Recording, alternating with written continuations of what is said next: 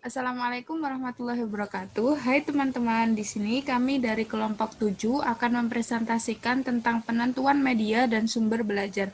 Sebelumnya, perkenalkan nama saya Nurus Soliha dengan NIM 2003046003 dan teman saya. Perkenalkan, nama saya Laila Nisa Indriani dengan NIM 2003046006. Jadi, untuk penjelasan tentang media akan saya jelaskan, kemudian nanti sumber belajar akan dijelaskan oleh Saudari Ella. Langsung saja ke materinya. Pengertian media. Secara etimologi, kata media berasal dari bahasa Latin, yaitu medius, yang secara harfiah berarti tengah, perantara, atau pengantar. Nah, ada juga dalam bahasa Arab itu wasail, artinya perantara atau pengantar pesan dari pengirim kepada penerima pesan. Sedangkan menurut terminologi atau berdasarkan secara terminologi, media adalah segala sesuatu yang dapat digunakan untuk menyalurkan pesan dari pengirim ke penerima. Ada jenis-jenis media. Jenis-jenis media di sini ada media berupa audio, media visual, kemudian media audiovisual. Nah, media audio ini adalah media yang mengandalkan indera pendengaran atau hanya dapat didengar saja, misalnya radio, tape recorder, dan telepon. Kemudian media visual. Media visual adalah media yang hanya dapat mengandalkan indera penglihatan atau hanya dapat dilihat. Contohnya gambar, poster, dan grafik.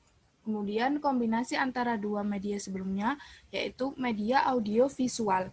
Media audiovisual merupakan media yang mengandalkan indera penglihatan dan indera pendengaran, atau dapat dilihat dan dapat pula didengar. Misalnya televisi, video, dan film.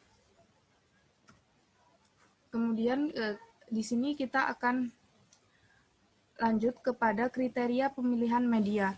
Yang pertama, media yang harus dipilih untuk pembelajaran itu harus berdasarkan ketepatannya dalam tujuan pengajaran.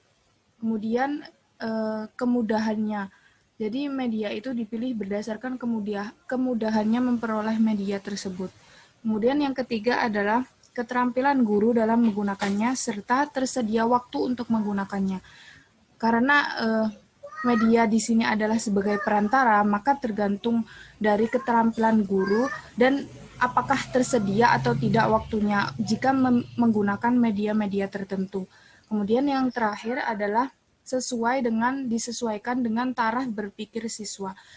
Jadi karena media adalah sebagai perantara, maka perantara tersebut harus menyesuaikan dengan taraf berpikir siswanya.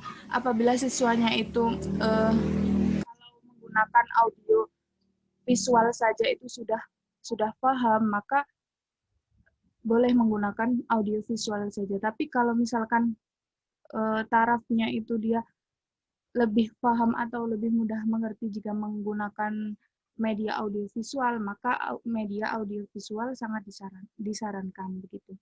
Selanjutnya, materi sumber belajar akan dijelaskan oleh Saudari Ella. Silakan Saudari Ella. Baik, terima kasih Nurus.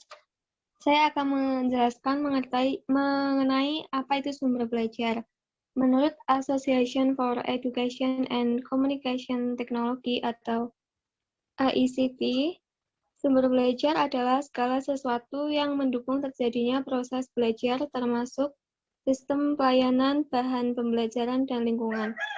Sumber belajar tidak hanya terbatas pada bahan dan alat, tetapi juga mencakup tenaga, biaya, dan fasilitas. Dalam kegiatan belajar, sumber belajar dapat digunakan baik secara terpisah maupun terkombinasi, sehingga mempermudah anak didik dalam mencapai tujuan belajar atau kompetensi yang harus dicapainya. Lanjut. Kemudian jenis-jenis sumber belajar. Menurut ICT, mengklasifikasikan jenis sumber belajar menjadi 6, Yang pertama yaitu pesan atau message. Pesan merupakan sumber belajar yang meliputi pesan formal, yaitu pesan yang dikeluarkan oleh lembaga resmi, seperti pemerintah atau pesan yang disampaikan guru dalam situasi pembelajaran. Pesan-pesan ini selain disampaikan secara lisan, juga dibuat dalam bentuk dokumen seperti kurikulum, peraturan pemerintah, perundangan BPP, silabus, satuan pembelajaran, dan sebagainya. Kemudian yang kedua, ada orang atau people. Semua orang pada dasarnya dapat berperan sebagai sumber belajar, namun secara umum dapat dibagi menjadi dua kelompok. Yang pertama, kelompok orang yang didesain secara khusus sebagai sumber belajar utama yang dididik secara profesional untuk mengajar. Contohnya seperti guru, konselor, instruktur, dan widya iswara, termasuk kepala sekolah, laporan, teknisi, sumber belajar, pustakawan, dan lain-lain. Kelompok yang kedua adalah orang yang memiliki profesi selain tenaga yang berada di lingkungan pendidikan dan profesinya tidak terbatas, misalnya politisi, tenaga kesehatan, pertanian, arsitek, psikolog, lawyer, dan polisi, serta masih banyak lagi. Kemudian yang ketiga ada bahan atau material. Bahan merupakan suatu format yang digunakan untuk menyimpan pesan pembelajaran seperti buku paket, buku teks, modul, program video, film, OHT atau overhead transparency, program slide, alat peraga, dan lain sebagainya, atau biasanya disebut dengan software. Kemudian jenis sumber belajar selanjutnya adalah alat. Alat yang dimaksud di sini adalah benda-benda yang berbentuk fisik, sering disebut juga dengan perangkat keras atau hardware. Alat ini berfungsi untuk menyajikan bahan-bahan pada butir ketiga di atas. Di dalamnya mencakup multimedia, HP, film, tape record, OPEG projector, dan lain sebagainya. Kemudian sumber belajar yang kelima adalah teknik. Teknik yang dimaksud adalah cara atau prosedur yang digunakan orang dalam memberikan pembelajaran guna tercapai tujuan pembelajaran. Di dalamnya mencakup ceramah, permainan atau stimulasi, tanya jawab, sosiodrama, dan lain sebagainya. Kemudian, jenis sumber belajar yang terakhir yaitu lingkungan atau setting.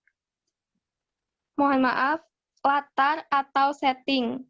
Latar atau lingkungan yang berada di dalam sekolah maupun lingkungan yang berada di luar sekolah, baik yang sengaja dirancang maupun yang tidak secara khusus disiapkan untuk pembelajaran. Termasuk di dalamnya adalah pengaturan ruang, pencahayaan, ruang kelas, perpustakaan, laboratorium, tempat workshop, halaman sekolah, kebun sekolah, lapangan sekolah, dan lain sebagainya. Lanjut slide berikutnya. Kemudian kriteria pemilihan sumber belajar sesuai dengan tujuannya. Yang pertama, memotivasi, yaitu membangkitkan minat, mendorong partisipasi, merangsang pertanyaan-pertanyaan, memperjelas masalah, dan sebagainya. Jadi sumber belajar itu harus bersifat memotivasi terhadap peserta didik. Kemudian yang kedua ada pengajaran, yaitu mendukung kegiatan belajar mengajar. Tentunya sumber belajar memang harus mendukung kegiatan belajar mengajar. Yang ketiga yaitu penelitian. Penelitian merupakan bentuk yang dapat diobservasi, dianalisis, dicatat secara teliti, dan sebagainya. Yang terakhir adalah presentasi. Sumber belajar sebagai alat, metode, atau strategi penyampaian pesan.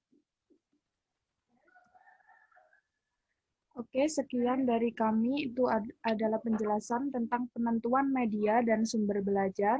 Apabila ada yang ditanyakan, silahkan dituliskan di kolom komentar. Terima kasih. Wassalamualaikum warahmatullahi wabarakatuh.